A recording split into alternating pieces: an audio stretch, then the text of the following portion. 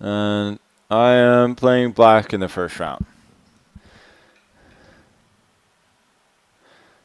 You know what? Let's do something we haven't done in a long time. Do we have Stream Deck here? I don't know if we have Stream Deck. Okay, I'm just going to roll the dice. And you're going to have to trust me.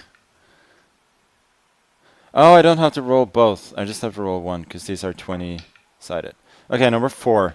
1, 2, 3, 4. Okay, that's B5. That's fine. I'm perfectly fine with 1 B4. Also, we gotta do emote only. People. Is there nobody around? Emote only.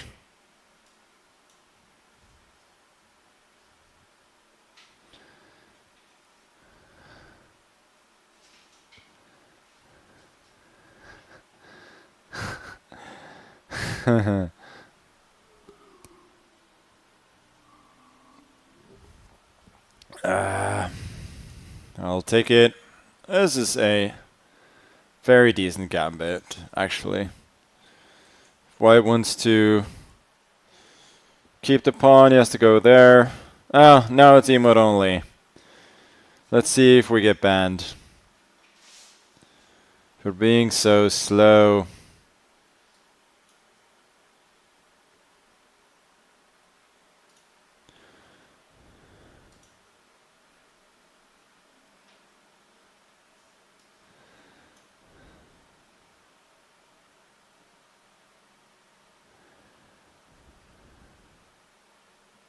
I'm a little bit worried about him trying something like a little bit violent over there. I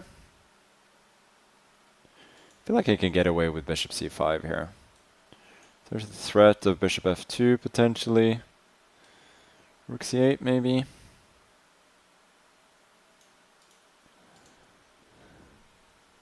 Yeah, just a queen b6.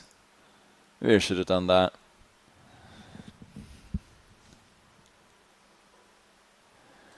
There's knight e5 still, but didn't feel like it was necessarily that dangerous. Here, this leads to some interesting complications, actually.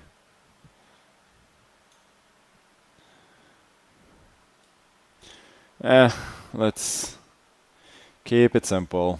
Just castle.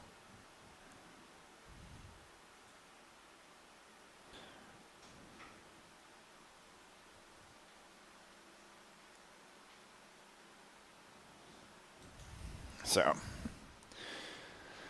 position is fairly equal, but there is the lack of symmetry.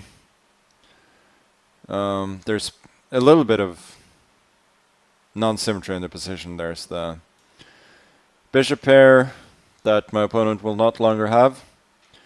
And I was going to say I have an extra pawn against a potential queenside majority. But now there's also this weak pawn, which my opponent quite inexplicably volunteered to get.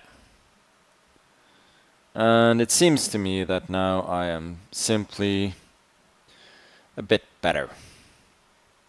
With a very sound position, no weaknesses to speak of, and more weaknesses that I can potentially attack in my opponent's position. c4 is very sensible. I think, again, I will keep the tension for a little bit. Would be very happy to see cd5, knight d5. Oh, that's what I underestimated. If I go rook c5, I run into b4 and then c5. So I gotta take with the queen. No, this is still possible, but my queen gets super active. And my knight is gonna jump in as well. So I am not convinced that white is okay here. I'm not convinced that he's not okay, but I do have this threat, king h1. I can take the pawn at the very least, and if the bishop moves, I could take this pawn because of this little pin. So now I jump in with the knight. Bishop f1 seems to be quite forced. Then I take the pawn because there's still a trick. And now I guess rook c. So rook c2. There's rook c1 maybe. The queen protects f2. So let's go here. And then if rook e3, there's rook c2. And that seems to be an improvement of my position.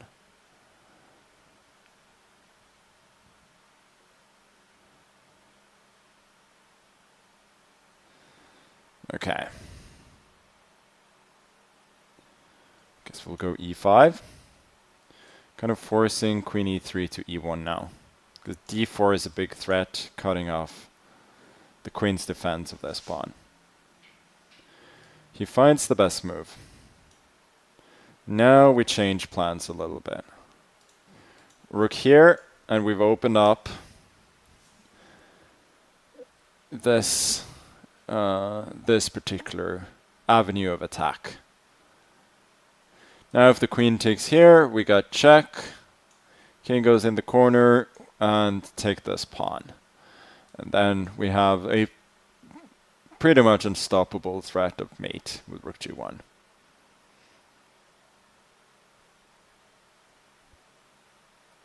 And it seems very hard to prevent the threat of rook g6 followed by queen g5 was the threat otherwise. My knight is hanging, but that does not matter since there's checkmate. Bishop h3 seems to be the only way to delay it a bit, but I just take it with my knight, and yeah, mate is inevitable. Okay, so I don't know. I guess he's just allowing me to mate. What do I want? Queen g1 or rook g1? I feel like rook g1 is nicer. Okay, good game. It seemed to me that the game turned a bit with this move. Now it just doesn't have... Yeah, this was inaccurate. I should have taken first and then d5 so that he doesn't get d4, c5 with time. But this is still very, very good for me. And yeah, e5 was not the only way to win, but it was definitely the cleanest one. d4 and then rook c6 is very nice. Even though, again, pretty much anything wins. But you know, in a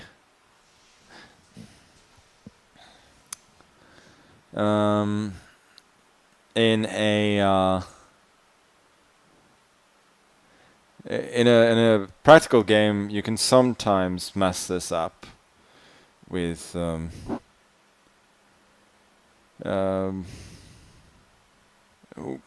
because white has these pass pawns that can sometimes run. Okay, at Ella Carlsen says we want music. Well, we can create a poll.